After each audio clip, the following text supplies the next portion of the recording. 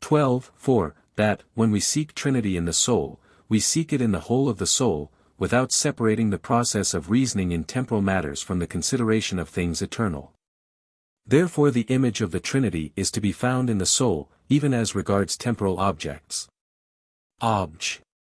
3. Further, it is by grace that we can know and love God. If, therefore, the image of the Trinity is found in the soul by reason of the memory, understanding, and will or love of God, this image is not in man by nature but by grace, and thus is not common to all. Obj. 4. Further, the saints in heaven are most perfectly conformed to the image of God by the beatific vision, wherefore it is written, 2 Corinthians 3 verse 18, we are transformed into the same image from glory to glory. But temporal things are known by the beatific vision. Therefore the image of God exists in us even according to temporal things. On the contrary, Augustine says, De Trin. 14, 12, the image of God exists in the mind, not because it has a remembrance of itself, loves itself, and understands itself, but because it can also remember, understand, and love God by whom it was made. Much less, therefore, is the image of God in the soul, in respect of other objects. I answer that, as above explained, AA 2, 7, image means a likeness which in some degree, however small, attains to a representation of the species.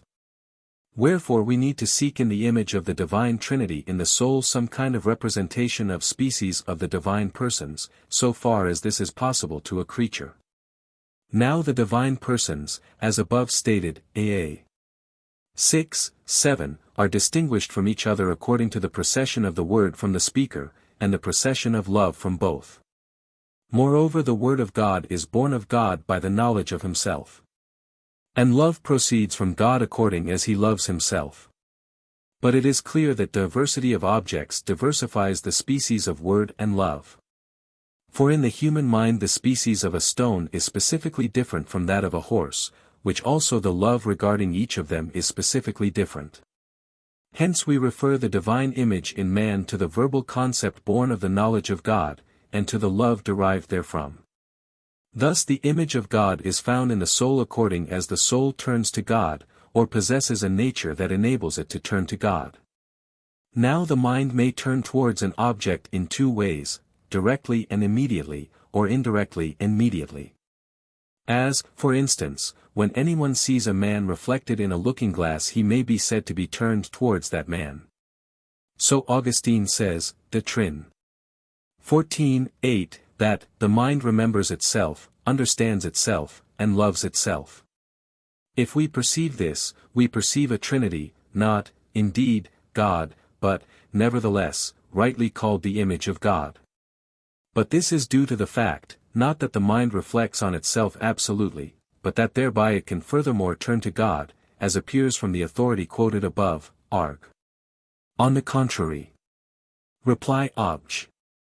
1. For the notion of an image it is not enough that something proceed from another, but it is also necessary to observe what proceeds and whence it proceeds, namely, that what is word of God proceeds from knowledge of God. Reply Obj.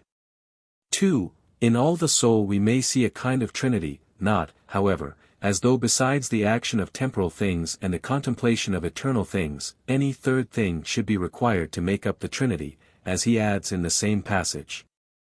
But in that part of the reason which is concerned with temporal things, although a Trinity may be found, yet the image of God is not to be seen there, as he says farther on. Forasmuch as this knowledge of temporal things is adventitious to the soul. Moreover even the habits whereby temporal things are known are not always present. But sometimes they are actually present, and sometimes present only in memory even after they begin to exist in the soul. Such is clearly the case with faith, which comes to us temporally for this present life. While in the future life faith will no longer exist, but only the remembrance of faith. Reply Obj. 3. The meritorious knowledge and love of God can be in us only by grace. Yet there is a certain natural knowledge and love as seen above, 12 quetzales, a. 12, 56 quetzales, a. 3, 60 quetzales, a. 5. This, too, is natural that the mind,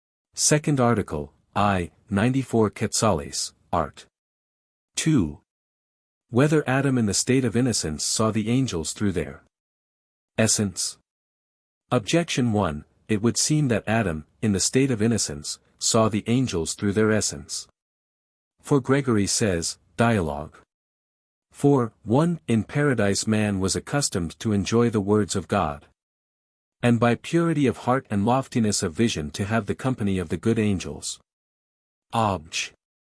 2, further, the soul in the present state is impeded from the knowledge of separate substances by union with a corruptible body which is a load upon the soul, as is written Wisconsin 9:15. Wherefore the separate soul can see separate substances, as above explained, 89 Quetzales, a. 2. But the body of the first man was not a load upon his soul, for the latter was not corruptible. Therefore he was able to see separate substances. Obj. 3, further, one separate substance knows another separate substance, by knowing itself, de causis 13. But the soul of the first man knew itself. Therefore it knew separate substances. On the contrary, the soul of Adam was of the same nature as ours. But our souls cannot now understand separate substances. Therefore neither could Adam's soul. I answer that, the state of the human soul may be distinguished in two ways.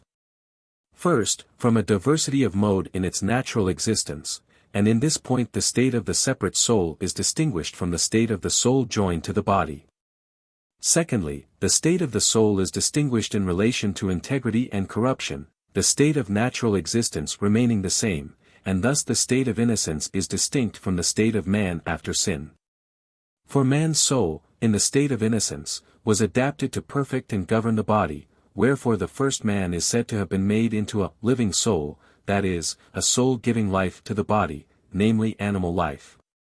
But he was endowed with integrity as to this life, in that the body was entirely subject to the soul, hindering it in no way, as we have said above. 1. Now it is clear from what has been already said, 84 Quetzales, 7, 85 Quetzales, 1, 89 Quetzales, a. 1, that since the soul is adapted to perfect and govern the body, as regards animal life, it is fitting that it should have that mode of understanding which is by turning to phantasms. Wherefore this mode of understanding was becoming to the soul of the first man also. Now, in virtue of this mode of understanding, there are 3 degrees of movement in the soul, as Dionysius says, Div Nom 4. The first is by the soul, passing from exterior things to concentrate its powers on itself, the second is by the soul ascending, so as to be associated with the united superior powers, namely the angels. The third is when the soul is led on yet further to the supreme good, that is, to God.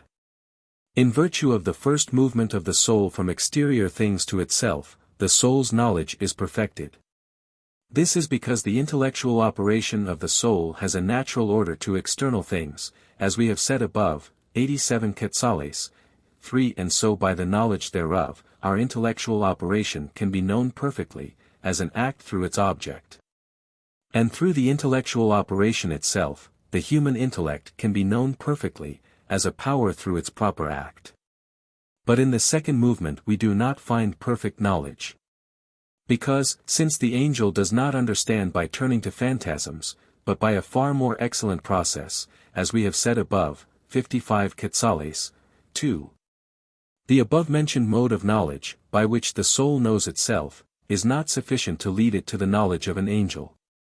Much less does the third movement lead to perfect knowledge, for even the angels themselves, by the fact that they know themselves, are not able to arrive at the knowledge of the divine substance, by reason of its surpassing excellence.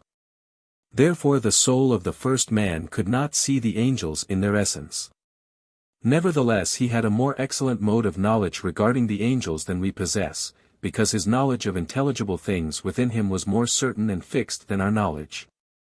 And it was on account of this excellence of knowledge that Gregory says that he enjoyed the company of the angelic spirits. This makes clear the reply to the first objection. Reply Obj. 2, that the soul of the first man fell short of the knowledge regarding separate substances,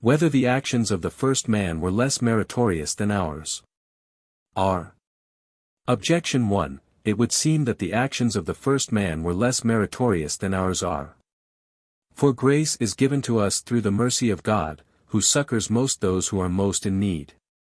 Now we are more in need of grace than was man in the state of innocence. Therefore grace is more copiously poured out upon us. And since grace is the source of merit, our actions are more meritorious. Obj. 2. Further, struggle and difficulty are required for merit, for it is written, 2 Timothy 2 verse 5, He is not crowned except he strive lawfully, and the philosopher says, Ethic. 2, 3. The object of virtue is the difficult and the good. But there is more strife and difficulty now. Therefore there is greater efficacy for merit. Obj. 3. Further, the Master says, Sent. 2, d. 24, that man would not have merited in resisting temptation, whereas he does merit now, when he resists. Therefore our actions are more meritorious than in the primitive state. On the contrary, if such were the case, man would be better off after sinning. I answer that, merit as regards degree may be gauged in two ways. First, in its root, which is grace and charity. Merit thus measured corresponds in degree to the essential reward, which consists in the enjoyment of God, for the greater the charity whence our actions proceed, the more perfectly shall we enjoy God. Secondly, the degree of merit is measured by the degree of the action itself. This degree is of two kinds, absolute and proportional. The widow who put 2 mites into the treasury performed a deed of absolutely less degree than the others who put great sums therein. But in proportionate degree the widow gave more, as our Lord said, because she gave more in proportion to her means. In each of these cases the degree of merit corresponds to the accidental reward, which consists in rejoicing for created good. We conclude therefore that in the state of innocence man's works were more meritorious than after sin was committed, if we consider the degree of merit on the part of grace, which would have been more copious as meeting with no obstacle in human nature, and in like manner, if we consider the absolute degree of the work done. Because, as man would have had greater virtue, he would have performed greater works. But if we consider the proportionate degree, a greater reason for merit exists after sin, on account of man's weakness. Because a small deed is more beyond the capacity of one who works with difficulty than a great deed is beyond one who performs it easily. Reply Obj. 1. After sin man requires grace for more things than before sin, but he does not need grace more. Forasmuch as man even before sin required grace to obtain eternal life, which is the chief reason for the need of grace. But after sin man required grace also for the remission of sin, and for the support of his weakness. Reply Obj. 2. Difficulty and struggle belong to the degree of merit according to the proportionate degree of the work done, as above explained. It is also a sign of the will's promptitude striving after what is difficult to itself, and the promptitude of the will is caused by the intensity of charity. Yet it may happen that a person performs an easy deed with as prompt a will as another performs an arduous deed, because he is ready to do even what may be difficult to him. But the actual difficulty, by its penal character, enables the deed to satisfy for sin. Reply Obj. 3. The first man would not have gained merit in resisting temptation, according to the opinion of those who say that he did not possess grace. Even as now there is no merit to those who have not grace. But in this point there is a difference, inasmuch as in the primitive state there was no interior impulse to evil, as in our present state. Hence man was more able then than now to resist temptation even without grace. Question 96. Of the mastership belonging to man in the state of innocence, in 4 articles. We next consider the mastership which belonged to man in the state of innocence. Under this head there are 4 points of inquiry. 1. Whether man in the state of innocence was master over the animals. 2. Whether he was master over all creatures. 3. Whether in the state of innocence all men were equal. 4. Whether in that state man would have been master over men.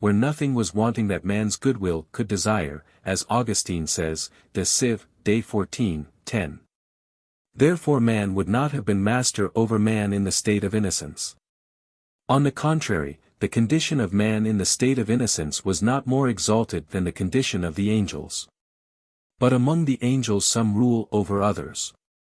And so one order is called that of dominations. Therefore it was not beneath the dignity of the state of innocence that one man should be subject to another. I answer that, mastership has a twofold meaning. First, as opposed to slavery, in which sense a master means one to whom another is subject as a slave.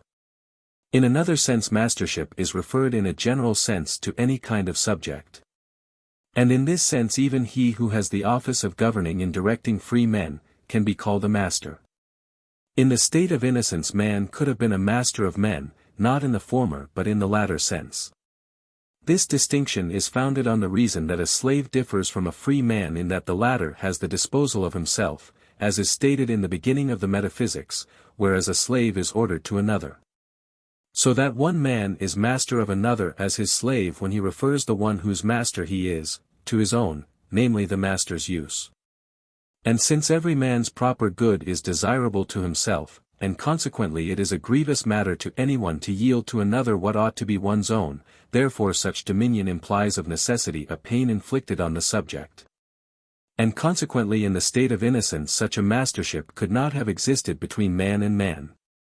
But a man is the master of a free subject, by directing him either towards his proper welfare, or to the common good. Such a kind of mastership would have existed in the state of innocence between man and man, for two reasons. First, because man is naturally a social being, and so in the state of innocence he would have led a social life. Now a social life cannot exist among a number of people unless under the presidency of one to look after the common good, for many, as such, seek many things, whereas one attends only to one.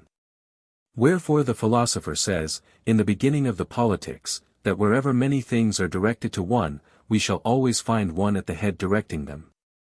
Secondly, if one man surpassed another in knowledge and virtue, this would not have been fitting unless these gifts conduce to the benefit of others, according to 1 Peter 4 verse 10, as every man hath received grace, ministering the same one to another.